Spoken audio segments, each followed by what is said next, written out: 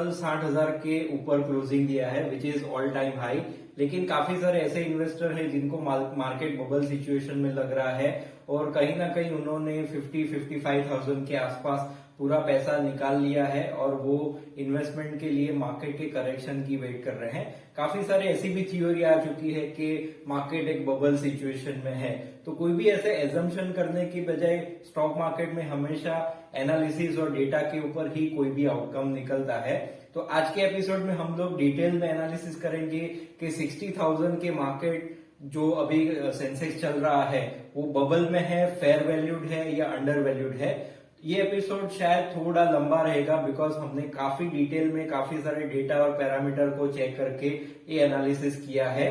तो जुड़े रहिए हमारे साथ for the F for Finology special episode Sensex at 60,000।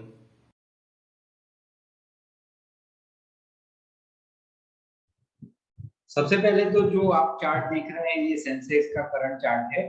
Market ने अभी 60,000 का लेवल रिसेंटली क्रॉस किया है, लेकिन कोई भी एसेट क्लास को अगर आप 5 इयर्स के पैरामीटर पे उसका परफॉर्मेंस ट्रैक करें तो सेंसेक्स का जो 5 इयर्स का रिटर्न है वो सीएजीआर बेसिस पे सिर्फ 15% है।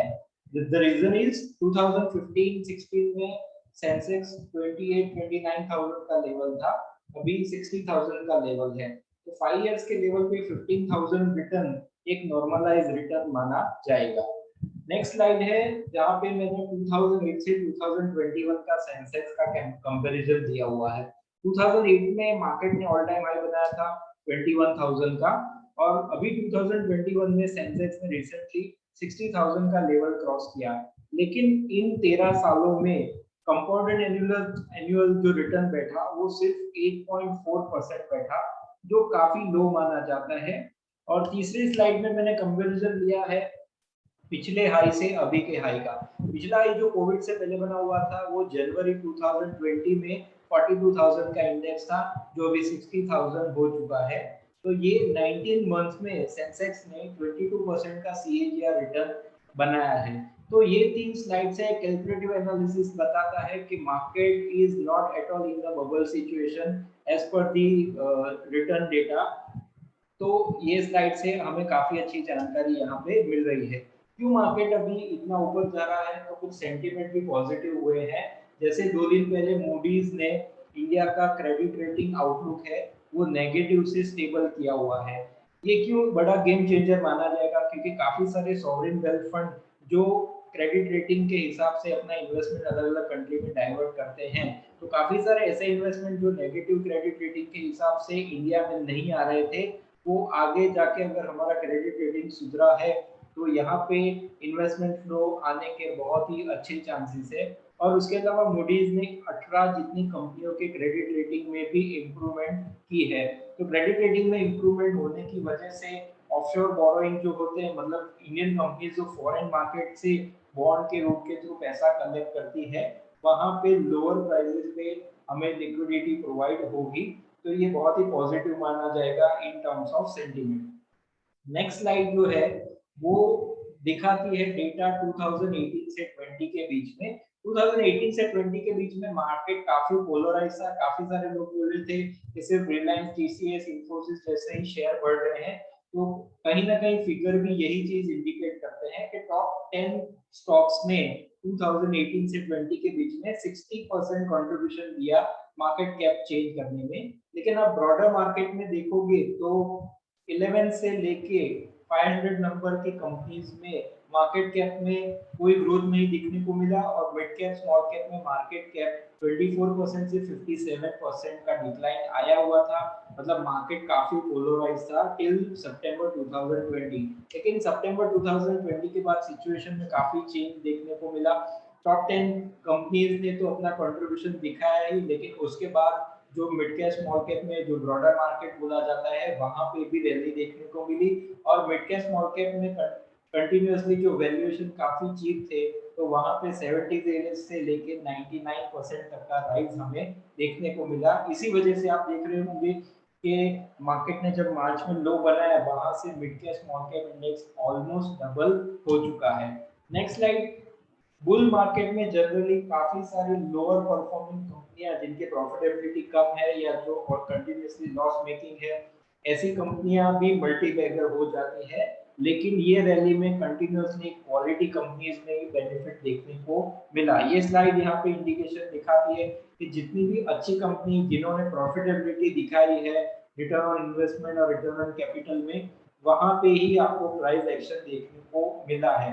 उसके सामने जो लोअर ग्रेड की कंपनियां हैं जहाँ पे मैनेजमेंट इश्यू है, कंपनी के फंडामेंटल काफी वीक है, तो ऐसी कंपनियों में प्राइस एक्शन में कोई सुधार देखने को नहीं मिला। मतलब कि market is very much selective, quality कंपनियां अच्छी परफॉर्म कर रही है in terms of price appreciation, weak company में कोई प्राइस एप्रिसिएशन हुआ जो देखने को नहीं मिला है ये मार्केट रैली में। पिछले 5 सालों का अगर फंडामेंटल डेटा हम लोग एनालिसिस करें तो 2016 में डीमोनेटाइजेशन, उसके बाद एलएनएफएस क्राइसिस, डीएचएफएल क्राइसिस, कोविड 19 का सेकेंड वेव, ऐसे काफी सारे चैलेंजेस रहे थे जहाँ पे कॉर्पोरेट सेक्टर को काफी इश्यूज हुए थे प्रॉफिट ग्रोथ दिखाने में। तो 5 साल में चैलेंजिंग सिचुएशन के बावजूद भी मार्केट में यहाँ पे राइज देखने को मिला है। तो वर्स्ट इज बिहाइंड अस। तो आगे जाके अगर फंडामेंटल और कंट्री की as a business situation improve होती है तो आने वाले टाइम में भी अच्छा स्कोप यहाँ से रह सकता है। स्ट्रक्चरल बुल मार्केट की बात करें तो हिस्टोरिकली जो इंडिया में दो बड़े बुल मार्केट देखे गए थे 90 से लेके 92 तक और 2003 से लेके 2008 तक, तो ऐसे बुल मार्केट में मार्केट ने 570% से लेके 600% तक का रिटर्न दिया था। मतलब इंडेक्स 5 से 6 गुना हुआ था। ये सभी बुल रन की एवरेज निकाले तो भी मार्केट 300% रिटर्न देखा गया है बुल मार्केट में। लेकिन पहली स्लाइड में जैसे मैंने आपको बताया कि हम लोगों ने पिछले 5 सालों में 100% का ही रिटर्न गेन किया है। तो ऐसे सिचुएशन में पास्ट कैलकुलेशन के हिसाब से जो स्ट्रक्चरल बुल मार्केट जहाँ पे मार्केट 3 गुना 6 गुना हो गया था, वहां पे हमें अभी इस मार्केट में ऐसी कोई सिचुएशन देखने को नहीं मिल रही है। तो यही चीज परसेंटेज में सीएजीआर रिटर्न में इंडिकेट करती है। 2015 से 2021 के बीच में इंडेक्स लेवल पे सीएजीआर रिटर्न बहुत ही कम है, लेकिन पिछले बुल मार्केट में इंडेक्स बेसिस पे 5 ईयर सीएजीआर रिटर्न कहीं ना कहीं 20 to 30% राइज देखने को मिला था। मतलब आगे जाके भी यहाँ से रिटर्न बढ़ने के चांसेस दिख रहे हैं। ये भी एक बहुत इंपॉर्टेंट स्लाइड है। काफी सारे लोग बोलते हैं कि 10,000 से 20,000 आने में मार्केट को बहुत टाइम लगा, लेकिन 50,000 से 60,000 का मार्केट कुछ महीनों में ही आ गया। लेकिन इसका एक मैथमेटिकल कैलकुलेशन भी एक रीजन माना जाएगा। जैसे 2006 में मार्केट था 10,000 और उसको एक साल लगा 20,000 को आने में, लेकिन वहां पे परसेंटेज गेन जो हुआ था वो 100% का हुआ था। यहाँ पे बेस बहुत बड़ा है, बेस हमारा 50,000 का हो चुका है और 50,000 में हम लोग 20% ऐड करते हैं तो 60,000 का मार्केट हो जाता है। तो उसी हिसाब से अगर आगे जाके बाजार 70,000 का लेवल दिखाता है तो इसके लिए मार्केट को अराउंड 16% का ग्रोथ दिखाना पड़ेगा, which is very much achievable. तो बिकॉज हमारे मार्केट की साइज बढ़ चुकी है तो इसके हिसाब से राइज और फॉल दोनों साइड पे बड़े जंप देखने को मिल सकते हैं बिकॉज ऑफ हायर बेस। अभी आते हैं कि रिसेंटली काफी सारे रिटेल इन्वेस्टरों ने जो कंट्रीब्यूशन दिया है वो बहुत इंपॉर्टेंट है इंडियन स्टॉक मार्केट को राइज दिलाने में। तो एसआईपी सबसे बड़ा एसेट क्लास पिछले 5 सालों में इमर्ज हुआ है, जहां पे सिर्फ और सिर्फ एसआईपी के रूप से 4 लाख करोड़ तक के इन्वेस्टमेंट मई 2020-21 में आ चुके हैं। और इसीलिए टोटल इंडस्ट्री जो है एसआईपी जो रिटेल इन्वेस्टर कर रहे हैं हर महीने, तो हर महीने म्यूचुअल फंड में 10,000 करोड़ रुपए एसआईपी के रूट थ्रू ऑटोमेटेड आते हैं। मतलब कि फंड मैनेजर के पास हर रोज 300 करोड़ रुपए होते हैं। अभी एक कंपैरेटिवली एनालिसिस करें तो एफआईआई पिछले 3 सालों से डेली बेसिस पे अराउंड 250 से लेके 280 करोड़ रुपए इन्वेस्ट कर रहा है। जहां पे सालों से ऐसा बोला जा रहा था कि एफआईआई का हाथ ऊपर है, डोमेस्टिक इन्वेस्टर कंपैरेटिवली वीक है और उसकी वजह से जब एफआईआई की सेलिंग आती है तो बाजार काफी गिर जाता है। लेकिन अभी सिचुएशन ऐसी हो चुकी है कि एफआईआई से ज्यादा डोमेस्टिक इन्वेस्टमेंट म्यूचुअल फंड के रूप से आता है। इसी वजह से मार्केट को काफी अच्छा सपोर्ट मिला है। इसके अलावा काफी सारे रिटेल इन्वेस्टर, खास करके 18 से लेके 35 के एज ग्रुप में, जो पिछले लॉकडाउन में काफी सारे लोगों ने जीरोधा और काफी सारे ऑनलाइन प्लेटफॉर्म पे डीमेट अकाउंट ओपन करवाए, तो पिछले एक फाइनेंशियल ईयर में 1.4 करोड़ डीमेट अकाउंट ओपन हुए हैं और डे बाय डे ये आंकड़ा बढ़ता जा रहा है। आज तक करीबन 6 से 7 करोड़ डीमेट अकाउंट एक्टिव हो चुके हैं, तो रिटेल पार्टिसिपेशन है विच इज ऑल टाइम हाई, जिसकी वजह से भी मार्केट को सपोर्ट मिला हुआ है। लेकिन नेट टू नेट देखने जाए तो रिटेल पार्टिसिपेशन अभी भी कम है। कैलेंडर ईयर 20 में और कैलेंडर ईयर 2021 में भी इतना इन्फ्लो देखा नहीं गया म्यूचुअल फंड के रूप से, लेकिन FI foreign investor continuously buying करते जा रहे हैं। पिछले 3 फाइनेंशियल ईयर में जहाँ पे जो परचेज का फिगर देखा जा रहा है वो काफी बड़ा है। मतलब इसका मतलब यही है कि इंडियन मार्केट के ऊपर इंडियन इन्वेस्टर्स को जितना भरोसा है उससे ज्यादा फॉरेन इन्वेस्टर्स को भरोसा है। इसी वजह से कंटिन्यूअसली फॉरेन कंट्री में, अगर आप इमर्जिंग कंट्री की बात करें तो Malaysia, Philippines, Thailand, south Africa, Taiwan और साउथ कोरिया, वहां पे काफी बड़ा पैसा विड्रॉ होके इंडिया में आया है और $26 बिलियन पिछले एक साल में यहाँ पे इन्वेस्टमेंट आया है फॉरेन पोर्टफोलियो इन्वेस्टर्स का, जो आगे जाके भी बढ़ता हुआ दिख रहा है। और इसी वजह से आप नेट नेट देखें कि year to date, month to date, quarter to date, हर एक फिगर में इंडिया का पॉजिटिव है यहाँ पे इंडिकेशन। लेकिन काफी सारे countries, Korea, Taiwan, Indonesia, Philippines, Thailand, वहां पे फॉरेन पोर्टफोलियो इन्वेस्टर्स का नेट विड्रॉल देखा गया है।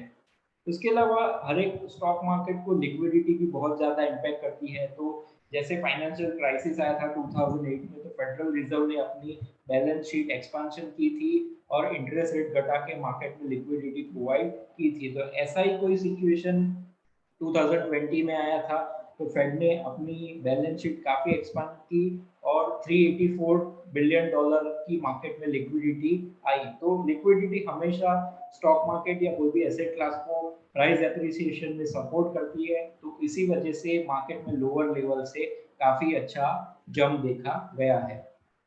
हाउस होल्ड सेविंग भी काफी बड़ी है। आपने भी खुद ऑब्जर्व किया होगा कि पिछले 1.5-2 साल से आप न तो फॉरेन घूमने गए हैं, ना तो एक्सपेंसिव परचेजेस की है। काफी सारे आपके जो हाउस होल्ड एक्सपेंसेस है वो भी लिमिटेड हो चुके हैं। इसकी वजह से रिटेल सेविंग है वो काफी बड़ी हुई है। यूएस जैसे कंट्री की बात करें तो वहां पे जनरली लोग वीकेंड में काफी सारा एक्सपेंसेस करते हैं, बट बिकॉज ऑफ लॉकडाउन वो अपना पैसा एक्सपेंसेस में यूज नहीं कर पा रहे हैं। तो इसी वजह से ग्लोबली जो हाउस होल्ड सेविंग है विच is all time high at $5 trillion, तो अभी वो पैसा बैंक अकाउंट में $5 ट्रिलियन पैसा ऑलरेडी पड़ा हुआ है। आगे जाके जैसे जैसे सिचुएशन ओपन अप होती है तो वो पैसा दो जगह पे डाइवर्ट होगा। पहला कंजम्पशन में, लोग एयरलाइन में ट्रैवल करेंगे, घूमने जाएंगे, बाहर खाएंगे, मूवी देखेंगे, चीजों की कंजम्पशन करेंगे, फास्ट फूड जैसे बिजनेसेस में या फुटवेयर या काफी सारे कैपिटल गुड्स वहां पे एक्सपेंसेस होंगे। तो उसकी वजह से परचेजिंग आएगा, उसकी वजह से कंपनी के सेल्स और प्रॉफिटेबिलिटी बढ़ेगी और स्टॉक मार्केट हमेशा प्रॉफिटेबिलिटी के ऊपर बढ़ता है। ये डायरेक्ट परचेज होने की वजह से स्टॉक मार्केट को इनडायरेक्टली बेनिफिट होगा। या तो दूसरा ऑप्शन इन्वेस्टर के पास होता है इन्वेस्ट करना। तो ग्लोबली 50% इन्वेस्टमेंट म्यूचुअल फंड या स्टॉक मार्केट में होता है। तो अगर डायरेक्ट इन्वेस्टमेंट स्टॉक मार्केट में आएगा इन फ्यूचर ये हाउस होल्ड सेविंग का, तो वो भी मार्केट को आगे जाके सपोर्ट दे सकता है। एक रीजन ये भी है, इंडिया में काफी सारे लोग सोच रहे हैं कि इंटरेस्ट रेट काफी डाउन हो गए हैं, एफडीज के रेट भी 5% के नीचे चले गए हैं, लेकिन ग्लोबली भी सिचुएशन यही है। आपको जान के ताज्जुब होगा कि सिंस 90s और 80s में यूएस में इंटरेस्ट रेट अराउंड 10 to 12% थे, जो अभी घट के 1.3% आ चुके हैं विच इज ऑल टाइम लो। इसीलिए जितने भी फॉरेन के हेज फंड मैनेजर होते हैं उनको कॉस्ट ऑफ बोरोइंग काफी सस्ती पड़ती है। सिंपल लैंग्वेज में वो लोग 1.3% से वहां की बैंक से पैसा उधार लेंगे, लोन लेंगे और यहाँ पे इन्वेस्टमेंट करने के लिए आएंगे। तो अगर यहाँ पे 12 to 15% रिटर्न मिलता है तो भी उनको लोन के इंटरेस्ट पेमेंट के बाद काफी अच्छा इन्वेस्टमेंट के ऊपर रिटर्न मिलेगा। तो जैसे इंटरेस्ट रेट लो रहते हैं इन फ्यूचर, तो वो इक्विटी मार्केट के लिए पॉजिटिव माना जाएगा। एक डिबेट ऐसी भी हो रही है कि शायद फेडरल रिजर्व अपने इंटरेस्ट रेट बढ़ाएगा, लेकिन फेडरल रिजर्व की जो भी कमेंट्री है उसके हिसाब से 2022 दिसंबर से पहले इंटरेस्ट रेट बढ़ने के चांसेस बहुत कम दिख रहे हैं।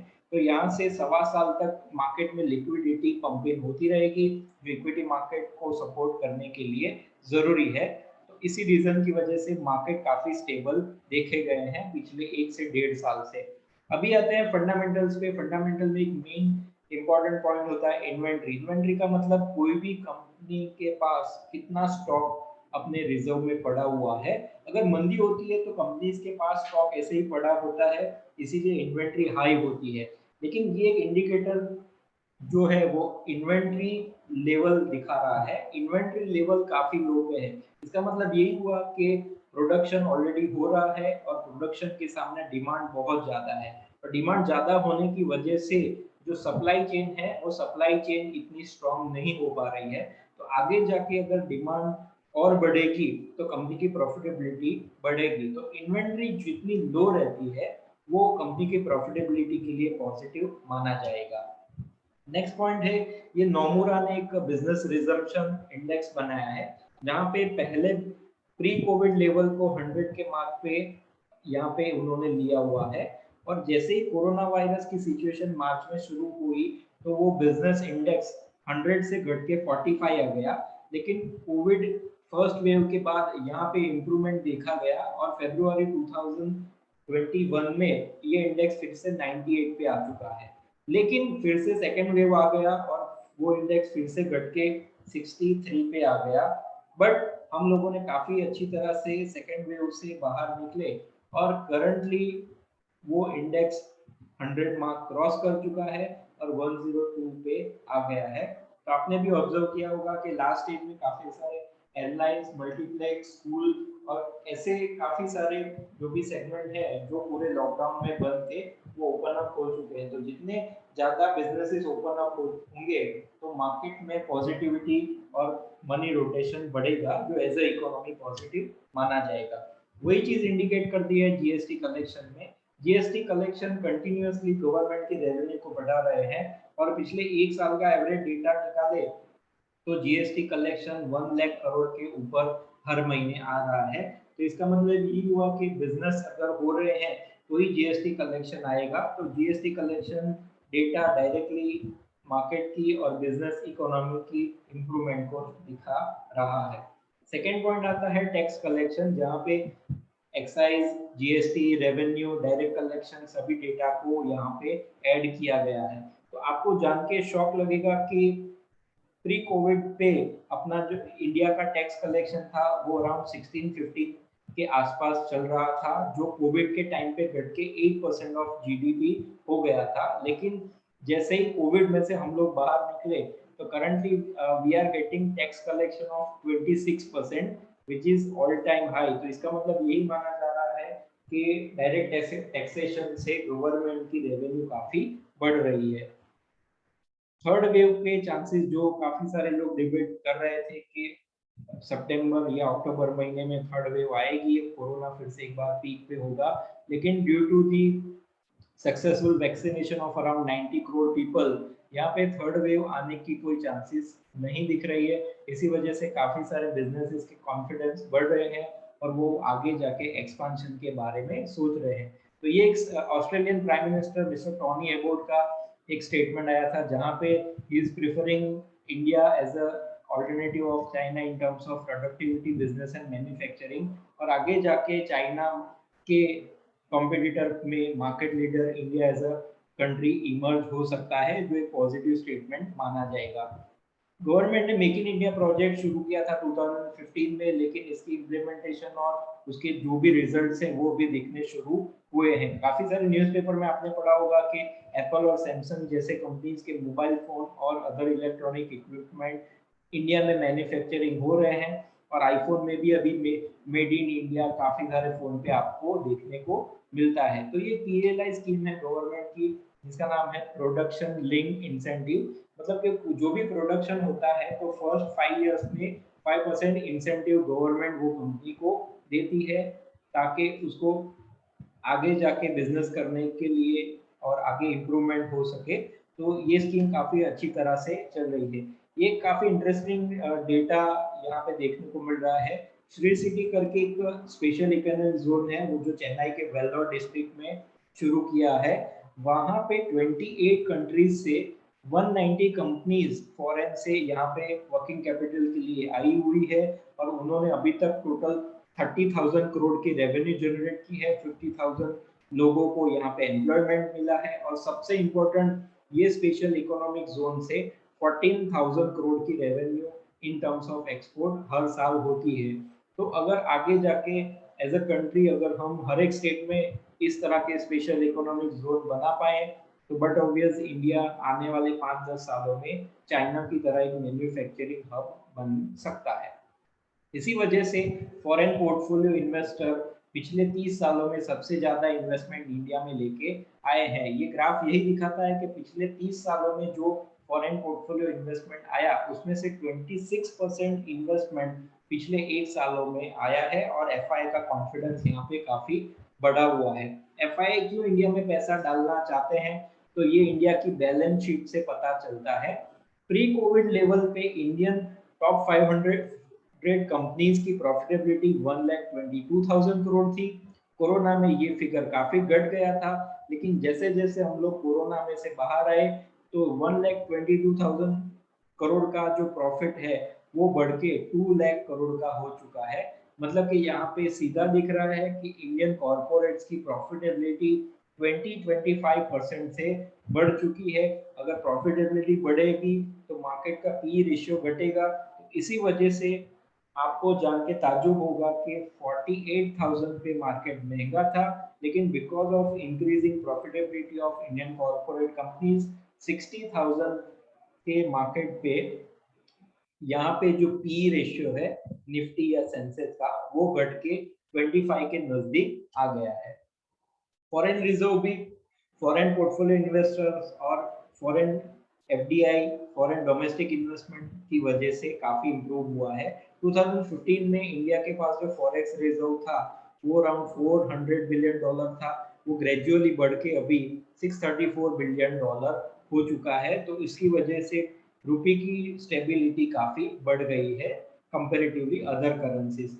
सबसे ज्यादा चाइना के बाद फॉरेन पोर्टफोलियो इन्वेस्टर जो आ रहा है मार्च 2020 के बाद वो इंडिया में आ रहा है comparatively other emerging market across the globe.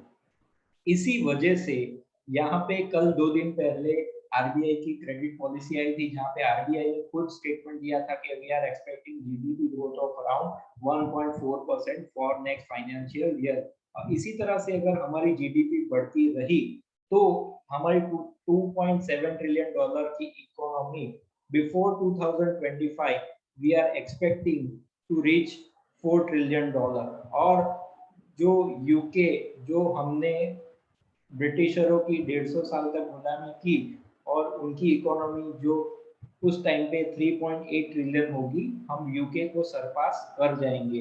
तो हमारे प्राइम मिनिस्टर मिस्टर मोदी का जो एक ड्रीम था to reach 5 trillion dollar economy, COVID की वजह से शायद 5 ट्रिलियन डॉलर इकोनॉमी ना हो पाए, लेकिन बट श्योर यहाँ पे 4 ट्रिलियन डॉलर की इकोनॉमी बिफोर 2025 हम लोग अचीव कर पाएंगे।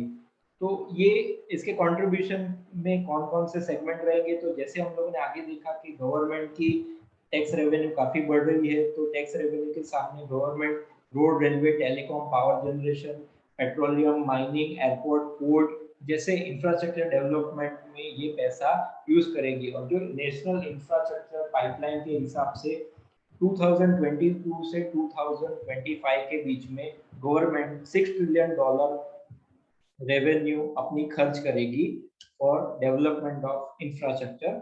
और इसी वजह से हमारे जो भी इंडेक्स में हमारा कंट्रीब्यूशन है, let's say ease of doing business में हमारा जो पॉइंट टेबल था हम लोगों ने 150 या 140 के लेवल से जंप दिखाया है और we are into around 80-85 position in terms of ease of doing business. तो अगर आने वाले टाइम में हम लोग ऐसे इंफ्रास्ट्रक्चर डेवलपमेंट करते रहेंगे तो ज्यादा से ज्यादा फॉरेन कंपनी यहाँ पे आएगी बिजनेस करने के लिए। और एसेट मोनेटाइजेशन स्कीम में भी ऐसा ही कुछ कहा गया है, जिसमें जितने भी गवर्नमेंट रिलेटेड एंटिटीज हैं जैसे पोर्ट्स, रोड, रेलवे, वो प्राइवेट कंपनी को लीज के तौर पे दिए जाएंगे। वो लीज से जो पैसा आएगा वहां पे गवर्नमेंट अगेन नई कैपेसिटी इंफ्रास्ट्रक्चर डेवलपमेंट में यूज करेगी, वो पैसा फिर से लीज पे जाएगा। तो इसी तरह से एक साइकिल यहाँ पे चलती रहेगी और इसकी वजह से जीडीपी में काफी सारा कैपेक्स साइकिल गवर्नमेंट के थ्रू देखा जाएगा। और यही कैपेक्स साइकिल की वजह से वी आर एक्सपेक्टिंग कि एडिशनल 1.6% जीडीपी ग्रोथ आएगा एज अ कंट्री, जो 9.5% ऑफ जीडीपी के कंट्रीब्यूशन में हेल्पफुल होगा। यही चीज पॉजिटिव दिखाती है और फॉरेन इन्वेस्टर्स को कॉन्फिडेंस आ रहा है। तो फॉरेन डायरेक्ट इन्वेस्टमेंट जो है वो 3.4% ऑफ जीडीपी हो चुका है पिछले 12 महीनों में, जो पहले 2.2% हुआ करता था। कंपनीज के काफी सारे कॉन्फिडेंस बढ़ रहे हैं और इसी वजह से जितने भी पिछले एक क्वार्टर में काफी सारी कंपनियों ने जो अनाउंसमेंट किया, उनकी कैपेसिटी अभी उनको कम पड़ रही है, बिकॉज दे आर एक्सपेक्टिंग कि आने वाले टाइम में डिमांड बहुत बढ़ेगी। तो कंपनियों ने अभी से अपनी कैपेसिटी को एक्सपांशन करना शुरू कर दिया है और मेटल, इलेक्ट्रॉनिक्स, ऑटोमोबाइल, केमिकल जैसी कंपनी वहां पे एक्सपांशन का सोच रही है। तो अगर कैपेसिटी एक्सपेंशन आएगी तो उससे रिलेटेड जो भी infrastructure, cement, steel related businesses को आगे जाके बेनिफिट मिल सकता है। आरबीआई ने काफी अच्छा रोल प्ले किया इंडिया की ग्रोथ स्टोरी में। पिछले 4 सालों में आरबीआई ने अराउंड 250 बेसिस पॉइंट के रेट कट किए थे और इसी वजह से आप लोगों ने देखा होगा कि पहले होम लोन के रेट 9% हुआ करते थे, वो अभी 6.5% हो चुके हैं, विच इज लाइफ टाइम लो। उसी वजह से लोअर इंटरेस्ट रेट होने के कारण यहाँ पे रियल एस्टेट सेक्टर में भी पिछले 1-1.5 सालों से जम देखा गया है। काफी सारे लोग लोन लेके नया घर ले रहे हैं। अगर ये रियल एस्टेट और इंफ्रास्ट्रक्चर में यहाँ पे आगे जाके डिमांड बढ़ती है तो cement, steel, pipe related company, auto component related और इंटरेस्ट रेट घटने की वजह से ऑटोमोबाइल सेक्टर में भी आगे जाके रिवाइवल देखा जा सकता है। तो lower interest rate as a stock market, as a business, as a economy positive माना जाएगा आने वाले समय में। ये चार्ट भी जो हम लोगों ने 24% का डिक्लाइन देखा था फाइनेंशियल ईयर 20 में बिकॉज ऑफ कोविड, वहां पे काफी अच्छी वी शेप रिकवरी हुई है और आरबीआई वो एक्सपेक्ट कर रही है 9.5% का जीडीपी ग्रोथ आने वाले टाइम में। काफी सारे शॉर्ट टर्म इंडिकेटर भी यहाँ पे इंडिकेट करते हैं कि we are on the growth pace. GST के अलावा ई वे रिकवरी भी काफी अच्छी तरह से हो रही है और we are at all time high in terms of E way bill generation. आने वाले टाइम में भी ये डेटा और इम्प्रूव हो सकता है। इसके अलावा इंडिया के जो दो मेजर सेक्टर है, मैन्युफैक्चरिंग और सर्विस सेक्टर, तो probably they are back to above 50% of mark. तो 50% के अबव जो पीएमआई इंडेक्स और सर्विस सेक्टर का इंडेक्स है वो एज ए इकोनॉमी पॉजिटिव माना जाएगा और यहाँ पे आने वाले टाइम में भी यहाँ पे अपटिक दिख रही है।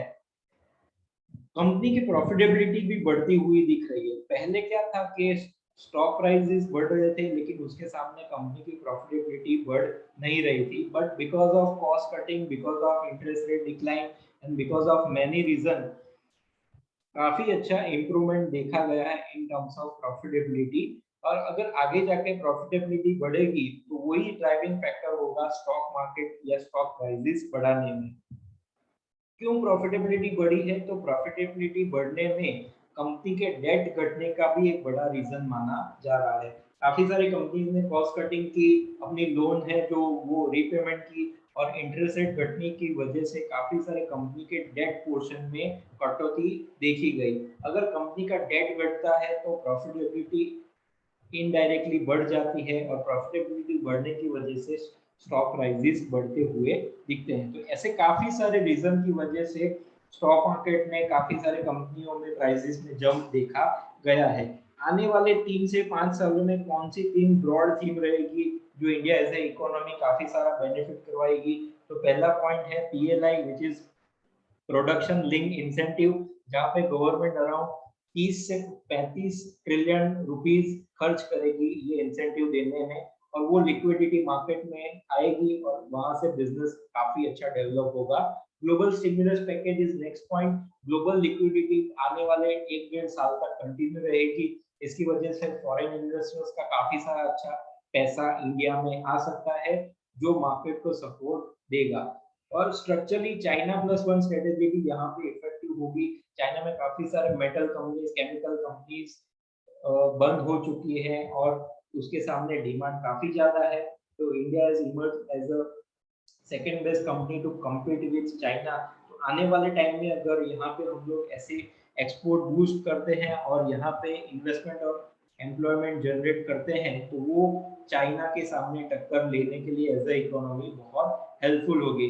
तो आई होप कि ये सब पॉइंट की वजह से आप लोगों को क्लियर हुआ होगा कि क्यों स्टॉक मार्केट में इतनी तेजी हुई है। तो यहाँ पे मैं एक चीज समराइज करना चाहूंगा कि कोई भी बुल मार्केट में 5 to 10% का कभी भी करेक्शन आ सकता है, और इसके लिए आपको हमेशा प्रिपेयर्ड रहना चाहिए। लेकिन उस वो 5 to 10% करेक्शन की राह देखने में अगर आप स्टॉक मार्केट में से बाहर निकलते हो, अपना इन्वेस्टमेंट होल्ड कर देते हो, तो ये आपकी सबसे बड़ी गलती मानी जाएगी। तो हमेशा आपको एसेट एलोकेशन करना चाहिए कि अगर आपको मार्केट महंगा लगता है तो थोड़ा बहुत आपको कैश पे बैठना चाहिए, लेकिन आप पूरा का पूरा अमाउंट विड्रॉ करके मार्केट की गिरावट की राह देखोगे, तो मेरा ऑब्जर्वेशन कई बार मैंने देखा है कि मार्केट गिरता है लेकिन जो क्वालिटी स्टॉक्स है वो इतने कंपेरेटिवली नहीं गिरते। तो after all we are investing into stocks directly और इनडायरेक्टली।